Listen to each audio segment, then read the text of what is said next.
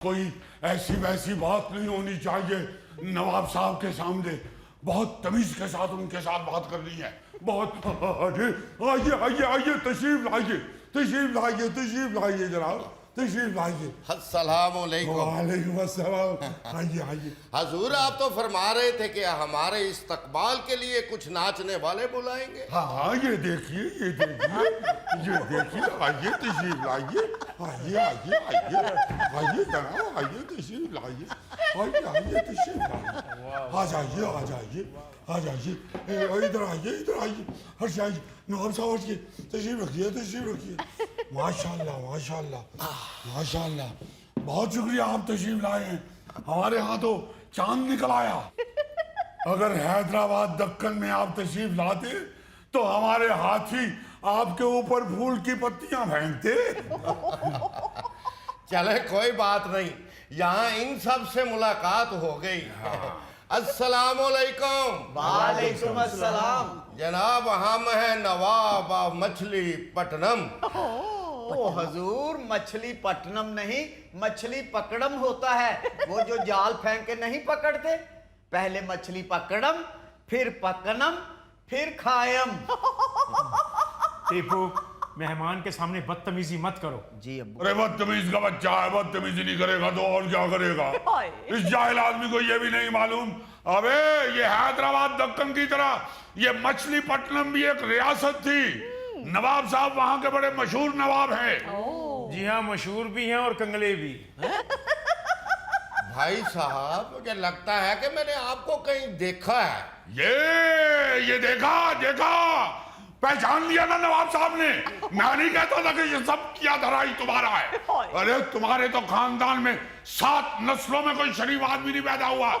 सब के सब हासद और फसादी। अरे बटमिया बोल क्यों नहीं रहे? देखो जरा नवाब साहब ने आते ही अपने मुजरिम को पहचाना है कि नहीं? है ये बंदा।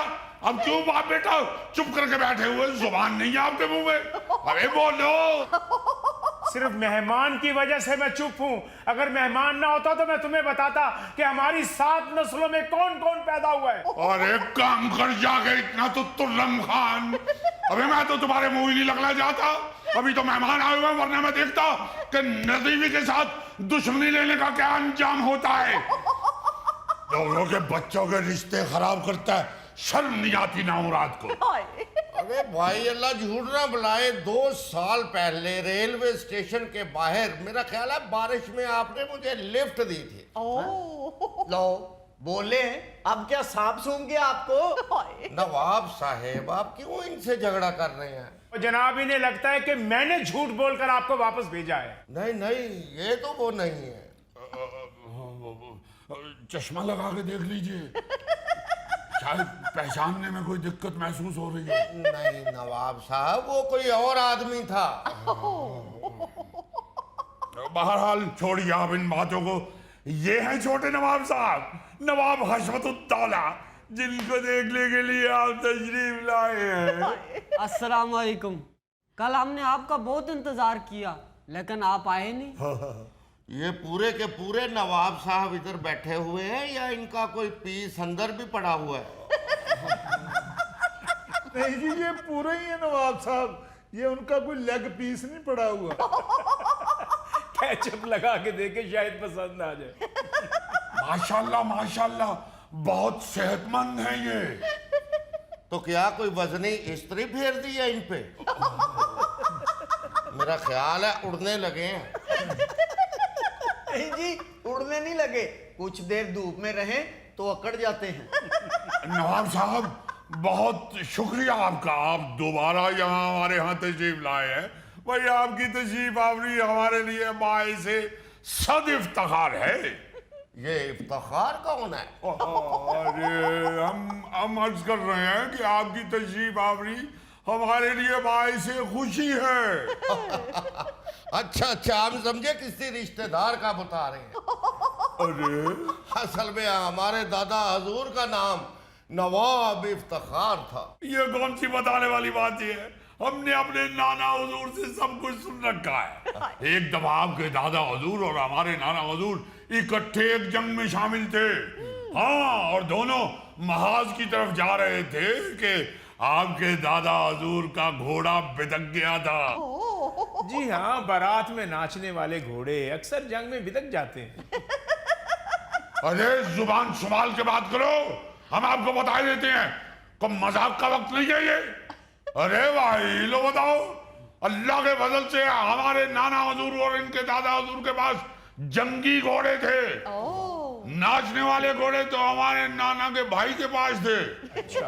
वो भी शौकिया रखे हुए थे उन्होंने। कहीं इलाके में किसी की बारात होती थी तो उधर भेज देते थे नाचने के लिए। कोई जबरदस्ती किराया दे जाता था तो ले लेते थे, वरना कभी भी नहीं थे मांगते। बहरहाल हमारे नाना के भाई जर्दे के बड़े शौकीन थे। जब भी कभी कोई नाचने वाला घोड़ा लेके जाता अपनी बारात के लिए तो उसे कहते कि भाई घोड़ा वापस लेके आओगे तो साथ जर्दे वाला लिफाफा जरूर होना चाहिए। है नवाब और बातें फकीरों वाली कर रहे हैं। भाई सिर्फ आपके नाना के भाई जर्दे के शौकीन नहीं थे, हमारे दादा भी बहुत शौकीन थे जर्दे के। अरे पहली दफा जर्दे पे शोरबा डाल के हमारे दादा ने खाया था। ਬਜ਼ੁਰਗ ਤੁਹਾਡੇ हैदराबाद दक्कन ਰਹਿੰਦੇ ਸਨ ਜਾਂ शकरगढ़ ਰਹਿੰਦੇ ਸਨ? अंदर तशरीफ लेके चलिए, आपका इंतजार कल भी करते रहे, आज भी करते रहे हैं। आपकी भावज ने कल से 3 मरतबा सालन गरम किया है। ओ भाई आए थे हम कल भी, यहाँ करियाने की दुकान वाले ने हमसे कहा कि यहाँ कोई नवाब शबाब नहीं रहता। करियाने वाला? अरे आस्तीन के सांप। क्या हुआ नवाब साहब? ये नवाब साहब को कल तुमने कहा था कि यहाँ पे कोई नवाब नहीं रहता, ये नवाब है? तो और तुम्हें क्या नजर आता है? ये तो रक्शे से उतरे थे, मैंने समझा दुकानों पे अगरबत्तियां सप्लाई करने वाला है। तलवार ना निकालिएगा, तलवार ना निकालिएगा, आपकी बड़ी मेहरबानी, तलवार ना निकालिएगा। नाना करना तलवार, अगे बड़ी गर्मी पहन रही। भाई ये नवाब ऑफ मछलीपट्टनम है। और लतीफी साहब कल दुकान पे रश बड़ा सी, मैं तो इन्हां वाल ध्यान नाल देखिया ही नहीं।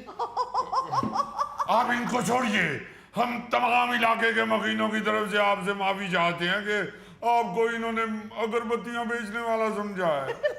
भाई हम तो जानते हैं ना माशाल्लाह नवाब ऑफ मछलीपट्टनम।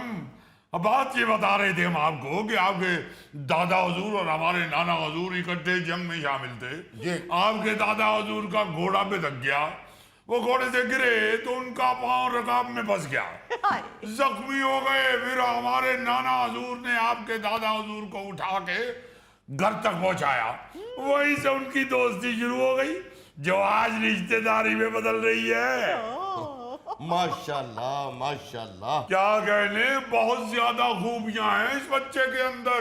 जी बहुत ज्यादा की जगह तो नहीं है। नहीं जी नहीं, बड़ी खूबियां इस बच्चे में। दरवाजा बंद भी हो तो ये अंदर चला जाता है। बड़ा जिम्मेदार है जी, बेसन का पाइप बंद हो जाए तो सीख को तकलीफ नहीं देता, खुद अंदर जाके रास्ता खोल देता है। ओ जी कोई एक खूबी होवे तो दसिए, जिस कमरे च छोटे नवाब साहब सौंदे ने उथे टिड्डियां नहीं बढ़दियां। बड़े ज़हीन हैं जी, बंद समोसे में से आलू निकाल लेते हैं। बहुत खूबियां जी, नवाब साहब ਨੂੰ ਲੱਕ ਤੋਂ ਫੜ ਕੇ ਨਾ ਤੇ ਪੁੱਠਾ ਕਰਕੇ ਸਰਦਾਈ ਵੀ ਰਗੜ ਸਕਦੇ ਹੋ। ये तो जालिम लोग हैं, इस तरह की बातें कर रहे हैं, बड़े नाजुक मिजाज हैं। हाँ हाँ, बस इनकी एहतियातें जरूरी हैं। इनको कभी भी अकेले सहन में नहीं फिरने देना। वो क्यों? वही एक दफा कब्बा उठा के ले गया था, 1.5 महीने बाद ढूंढा था हमने। इनके नहाने के लिए जो टप रखना है उसमें डोंगा नहीं होना चाहिए, चमची होनी चाहिए। क्योंकि डोंगा भर के डालें तो नवाब साहब को नाली से पकड़ के लाना पड़ता है। सबसे अहम एहतियात ये है कि छोटे नवाब के सामने टीवी पे कभी कार्टून नहीं लगाने, क्योंकि ये रोना शुरू कर देते हैं। अरे कम वक्त तो ऐसी बातें करके नवाब साहब की हौसला शिकनी ना कीजिए। आप हौसले में रहिए भाई साहब, इंशाल्लाह हमारे बब्बर शेर हैं। बस जहां सोए हो ना वहां पे छत वाला पंखा नहीं लगाना। वो क्यों? अगर लगाना है तो फिर कमरे का दरवाजा बंद रखना। इंशाल्लाह सुबह फिर आपको कमरे में ही मिलेंगे, बेशक किसी कोने में से मिले। और अगर कमरे में एग्जॉस्ट फैन लगा हो ना तो उसके बाहर भी जाली जरूर लगानी है, क्योंकि अगर वो चलाया जाए तो सबसे पहले वो इन्हीं को खींचता है। चचा हजूर, हमें देर हो रही है, रिश्ते की बात करें। हाँ, रिश्ते की बात करती हैं, क्योंकि आज रिश्ते की बात के लिए इन्होंने वर्कशॉप से छुट्टी की है। मेरा मतलब है कारखाने से छुट्टी की है। अच्छा, क्या बनाते हैं कारखाने में? अरे ऐसी आइटम तैयार करते हैं कि पूरे पाकिस्तान में फैली हुई है। ये जो इश्तिहारात लगाने के लिए पीछे लेवी लगाई जाती है, हाँ। वो बनाते हैं। अच्छा, क्या? बरखुरदार कितना बना लेते हो महीने का? जी अल्हम्दुलिल्लाह 40-45 हजार बन जाता है महीने का। अरे माशाल्लाह माशाल्लाह, 40-45 हजार। और क्या? और इतनी तनख्वाह तो हमें नहीं मिलती कारखाने से। लो जी, ओ नवाब भी मिस्त्री निकले जी।